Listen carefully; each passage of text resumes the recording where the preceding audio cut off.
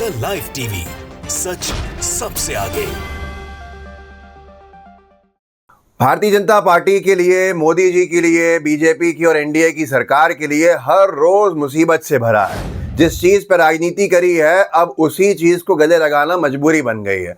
एक ऐसा ऐलान किया है चंद्रबाबू नायडू जी ने कि जिससे भारतीय जनता पार्टी के नेताओं के पैरों के नीचे से जमीन सरकना वाजिब बात है, मतलब सरकना तय है और कुछ नहीं कह सकते हैं। ये और मजेदार बात है क्योंकि मजबूर हैं और मजबूरी जो है वो इनको चुप रखी हुई है। अगर कुछ बोलेंगे तो सरकार जो है वो गिर जाएगी, कुर्सी चले जाएगी। चंद्रबाबू नायडू जी ने एक बड़ा ऐलान कब्रिस्तान को लेकर, ईदगाह को लेकर आंध्र प्रदेश के मुख्यमंत्री के तौर पे किया है। और वो कोई अकेले अपनी टीडीपी की पार्टी की सरकार के मुख्यमंत्री नहीं है, बल्कि चंद्रबाबू नायडू जी एनडीए की सरकार के मुख्यमंत्री हैं और एनडीए को ही समर्थन दिए हुए हैं दिल्ली में भी। ये जर्नल मिरर ने लिखा है कि हर बड़े शहर में ईदगाह और कब्रिस्तान के लिए ज़मीन दी जाएगी। ये कहना चंद्रबाबू नायडू जी का, जो मुख्यमंत्री हैं आंध्र प्रदेश, और उन्होंने ये मुख्यमंत्री बनने के बाद ऐलान कर दिया। आप सोच लीजिए, मुख्यमंत्री का ये कहना, और वो मुख्यमंत्री जो बीजेपी की सरकार का हिस्सा है। तो भारतीय जनता पार्टी है जो कब्रिस्तान, मंगलसूत्र और तमाम मस्जिद, मंदिर, इसी पर राजनीति करती आई थी और ये कहते आई थी, मोदी जी खुद कहते सुनाई दिए थे कि अगर कांग्रेस की इंडिया अलायंस की सरकार बन गई तो आपकी ज़मीन छीन के मुसलमानों को दे दी जाएगी। इतना स्तर से नीचे जाके बयान कभी नहीं दिया गया था किसी प्रधानमंत्री की तरफ से, लेकिन आया। और अब खुद उन्हीं की सरकार के सबसे बड़े चेहरे, जिनकी पार्टी नंबर 2 है एनडीए के अंदर, उन्होंने ऐलान किया है और मैं इसका समर्थन करता हूं। उन्होंने ऐलान किया, चंद्रबाबू नायडू जी का धन्यवाद देता हूं कि उन्होंने राजनीतिक जो परेशानियां हैं, जो उनके राजनीतिक बंधन हैं बीजेपी के साथ, उसको पीछे छोड़ते हुए सामाजिक न्याय का काम किया। मुस्लिम समुदाय, जो कई रिपोर्ट्स में ये बता दिया गया है कि वो बहुत पिछड़ चुका है, उसको आगे लाने का, उसको समान अधिकार देने का काम किया। लेकिन भारतीय जनता पार्टी जो राजनीति करती आई थी, जबान सिली हुई है, होठ सिले हुए हैं, एक लफ्ज़ नहीं बोल सकता है, और यही इनकी सरकार के पतन का कारण है। आगे जो मैं कहता हूँ, विचार मिलते नहीं हैं, विचारधाराएं मिलती नहीं हैं। बीजेपी के विचार ये हैं कि कैसे मुस्लिम समुदाय से चीज़ें छीनें, आरक्षण इनको नहीं मिलेगा, हर तरफ चिल्लाते रहे थे। अमित शाह जी हों, नरेंद्र मोदी जी हों, मुसलमानों को आरक्षण देना चाहती है कांग्रेस, मुसलमानों को आरक्षण नहीं देने देंगे, धर्म के नाम पर आरक्षण नहीं देने देंगे। और वहाँ चंद्रबाबू नायडू जी हों, पवन कल्याण जी हों, दोनों ने ऐलान किया हुआ है कि मुस्लिम समुदाय को उनके जो मौलिक अधिकार हैं वो मिलते रहेंगे। आरक्षण पे चंद्रबाबू नायडू जी ने स्पष्ट किया हुआ है कि 4% आरक्षण मुस्लिम समुदाय को मिलता रहेगा। आप खुद सोचिए कि भारतीय जनता पार्टी के लिए क्या हाल है। अब यहाँ पर ये कोसते थे मुसलमानों को कौन लोग? बीजेपी के नेता, सबसे बड़े नेता, और चंद्रबाबू नायडू जी गले लगाते हैं। जाहिर सी बात है, जो अनभक्त हैं उन्हें तकलीफ होगी और आगे बीजेपी को वोट मिलेगा या नहीं मिलेगा, ये आने वाला वक्त बताएगा। चुनाव के दौरान चंद्रबाबू नायडू जी का एक ऐलान वीडियो जो था ऐलान करता हुआ, वो कितना चला था वायरल हुआ, तो उसको एक बार फिर देख लेते हैं।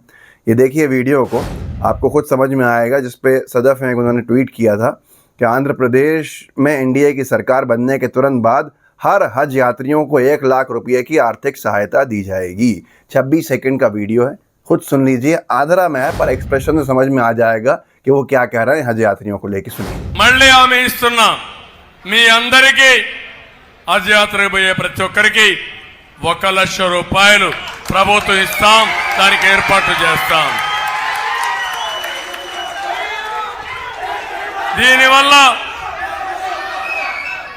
దీనివల్ల మీకు ఏ ఇబ్బంది లేకుండా మీరు పోయొచ్చే అవకాశం వస్తుంది। तो ये आपने खुद देख लिया कि ये बीजेपी की सबसे बड़ी मजबूरी है चंद्रबाबू नायडू जी, जिन्होंने ओछी राजनीति के आगे नहीं झुकने का काम किया और सामाजिक न्याय के रास्ते पे चलने का काम किया। कितनी तकलीफ होगी बीजेपी को, और इसीलिए हम कहते हैं कि ये अनएथिकल अलायंस है और ये चलना बड़ा मुश्किल है।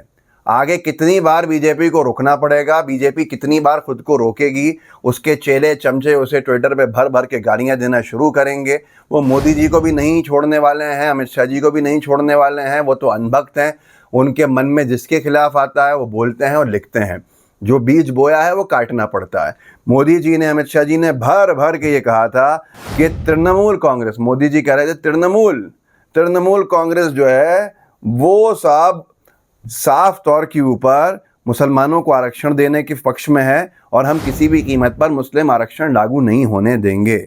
लेकिन अब टीडीपी ने जो आरक्षण लागू करके दिखाया और यहाँ तक के और भी चीज़ें देने का काम किया, इस सब पे नरेंद्र मोदी जी चुप हैं और उन्हें चुप रहना पड़ेगा। यही है अहंकार का चकनाचूर होना, क्योंकि अगर बोलेंगे तो कुर्सी चले जाएगी। मैं उन लोगों के लिए कह रहा हूँ कि ये साफ तौर के ऊपर आपके समझने के लिए काफ़ी है इस पूरे के पूरे बीजेपी के इकोसिस्टम को कि ये मुसलमानों के खिलाफ इसलिए बोलते हैं कि कट्टरपंथ वोट जो है वो इनको मिले, इनका वो वोट हिले नहीं। और जब सत्ता में आए हैं और मजबूरी है चंद्रबाबू नायडू जी के साथ जाना है, तो आप मुस्लिम आरक्षण में भी चुप्पी साधे हुए हैं, इन्हें कोई तकलीफ़ नहीं हो रही है। ये आपको नफ़रत का शिकार बनाते हैं क्योंकि आपसे ये चाहते हैं कि आप नफ़रत के शिकार बनो, और आप जब नफ़रत के शिकार बनोगे तो आपको परेशान अपने आप में होना पड़ेगा। आप खुद देखिए कि इंडिया के लिए मोदी जी क्या कहते थे कि मंगलसूत्र संपत्ति हिंदुओं की, मंगलसूत्र हिंदुओं की संपत्ति, भैंस, टोटी आदि सब मुसलमानों को दे देंगे अगर सरकार में आए। और अब चंद्रबाबू नायडू जी जब आए हैं तो अनभक्त लिख रहे हैं कि ये मुसलमानों से वायदा करके आए हैं। उन्होंने वायदा किया हुआ है कि एनडीए की सरकार बनेगी, 50 बरस से ऊपर के मुसलमानों को पेंशन दी जाएगी आंध्रा में, हर बड़े शहर में ईदगाह और कब्रिस्तान के लिए ज़मीन दी जाएगी, 5 लाख बिना ब्याज के मुसलमानों को लोन दिया जाएगा, क्योंकि मुस्लिम समुदाय लोन पे काम नहीं करता है तो इंटरेस्ट फ्री लोन दिया जाएगा।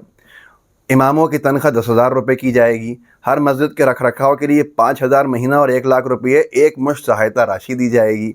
मुसलमानों को 4% आरक्षण जो मिलता है वो मिलता रहेगा। अब नरेंद्र मोदी जी कुछ भी नहीं कह सकते हैं, क्योंकि अगर कुछ भी कहेंगे इस पे तो ये साफ तौर के ऊपर कुर्सी छीनने वाला काम होगा। और बहुत सारे बहाने हैं टीडीपी के पास और जेडीयू के पास इस सरकार को गिराने के। आगे देखिए क्या होने वाला है, खुद समझ में आ जाएगा। लेकिन अच्छी बात यह है कि इस पर स्पष्टीकरण चंद्रबाबू नायडू जी के पुत्र दे चुके हैं। उनका कहना है कि बीजेपी, ये अमर उजाला ने छापा था कि बीजेपी के सहयोगी नायडू के बेटे ने मुस्लिम आरक्षण का किया समर्थन, कहा यह सरकार की जिम्मेदारी है।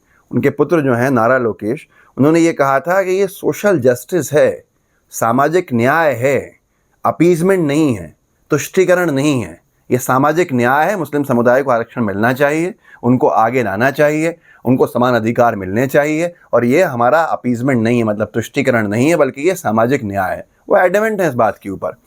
अब यहाँ पर जो स्टैंड है वो दोनों का, पवन कल्याण एक बड़े प्लेयर बन के निकले हैं, वहाँ पे जनसेना के रूप में उभरे हैं, उनका भी स्टैंड साफ है। उन्होंने मुस्लिम समुदाय के फंडामेंटल राइट्स की रक्षा करने के लिए, मौलिक अधिकारों की रक्षा करने के लिए संकल्प लिया था चुनाव में।